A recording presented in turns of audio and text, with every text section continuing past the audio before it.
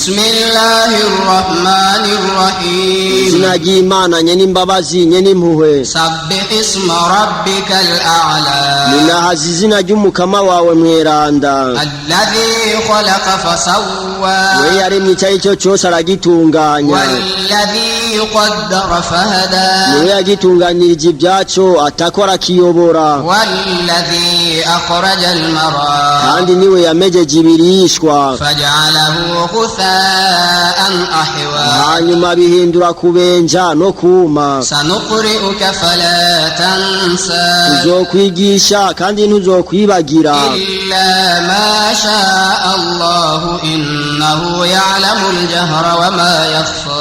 Kiretse iby'Imana izoshaka kukaba nkako nizi biboneka nibitaboneka. Wa nuyassiruka lil-yusra. Kandi tuzokorohereza gutangaza idini ryoroshe rya Islam. Fadhakkir in nafa'ati adh-dhikra. Nuko rero bibutse namba koko uko kubibutsa ko bagira akamaro. Sayadhakkaru man yakhsha.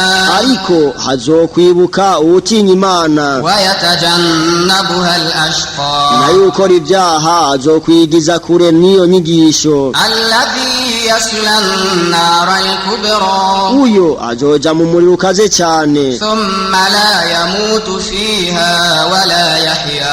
Hanyuma muri uwo muriro ntazopfa kandi ntazogira ubuzima bwiza. Qad aflaha man tazakka. Nukuri uwiyejeje niwe azorokoka. Wa dhakara isma rabbih fasalla. Kandi akibuka izina ry'umukama wiwe agatakwa gasenga. Bal tuksiruna al-hayata ad-dunya. Ahubwo mweho mwikundira cyane ubuzima bw'isi. Wal-akhiratu khayrun wa abqa. Mugihe ubuzima bw'ubwami bw'ijuru aribwo bwiza kandi bwamaho. Inna hadha la fi as-suhufil ula. Nukuri ibintu bwigwa muri Qur'ani biri no mu bitabo byo hambere. Suhufi Ibrahim wa Musa. Mu bitabo bya Aburahamu na Musa. Qur'ani nyeranda ikigabane cya 88 uhoraho avuga ati Bismillahirrahmanirrahim. Izina ry'Imana nyene imbabazi nyene impuhwe. Hal ataka hadithul ghashiya. Mbega wararonse inkuru y'umunsi uzojugumiza ibiremwa. Wujuhun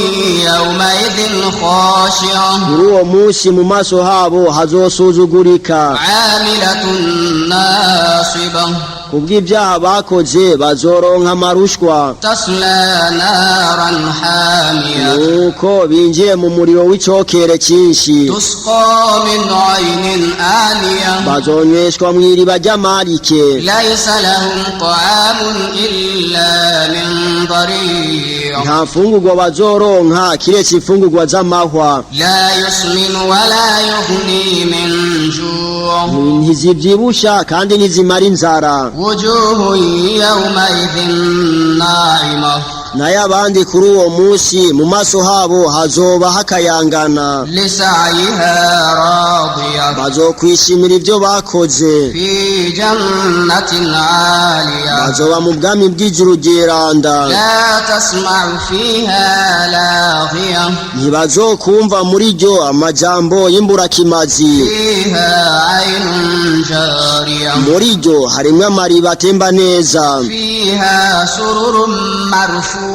Muri ryo harimo intebe zihandutse. Wa akwabun mawdu'a. N'ibirahuri bibitswe neza. Wa namariqu masfufa. N'amakusa ari ku mirongo. Wa zarabiyyu mabthutha. N'amatapi meza ashashwe. Afala yanzuruna ila al-ibli kayfa khuliqat. Mbega abahakanyi ntibitegereza igitwaza ingamiya ukuntu cyaremwe. Wa ila as-samaa'i kayfa rufi'at. N'amajuru ukuntu yahanitswe. Wa ila al-jibali kayfa nusibat. N'imisozi ukuntu yashimitswe. Wa ila al-ardi kayfa sutihat. N'isi ukuntu yashashwe. Fadhakkir innama anta mudhakkir. Nuko rero niwibutse kuko ujejwe kwibutsa. Lasta alayhim bimusaytir. Ukaba nkako ntujejwe kubahindura abayisilamu ku gahato. Illa man tawalla wa kafara. Kiretse uzosubiza umugongo inyuma agahakana. Fayu'adhibuhu Allahu al-'adhab al-akbar. Uyo Imana izomuhanisha ibihano bikomeye. Inna ilayna iyabahum. Nukuri iherezo ryabo ni wacu. ثم إن علينا حسابهم hanyuma atankeka ni twebwe tuzobaharura ku byo bakoze.